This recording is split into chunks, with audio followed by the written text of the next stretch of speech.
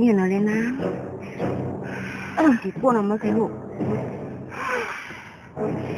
ปัจจุบันเป็นลูกคนถามอาชาสุดทำอย่างจึง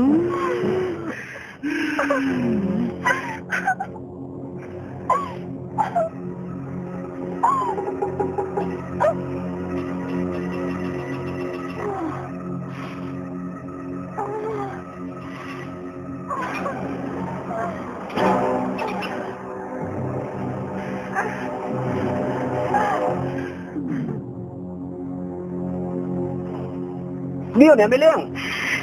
มีอะไรเหรอปุ่นๆอ่ะเฮ้ยเราปุ่น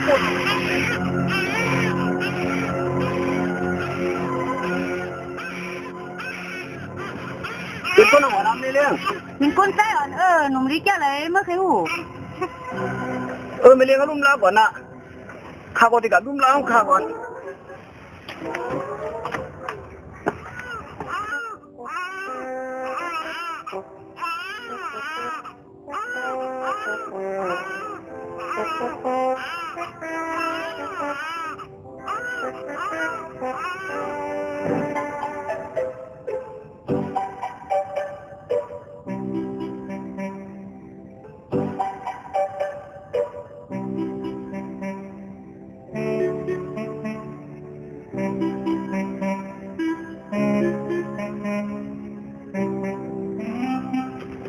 นี่ต่างซื้อมาเวลาไม่เลี้ยง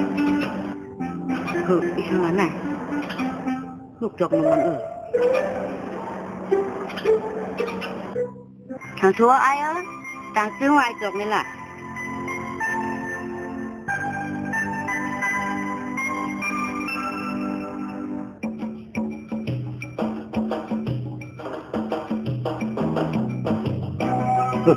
หนุ่มต้นลดลงมันเก่าเตียง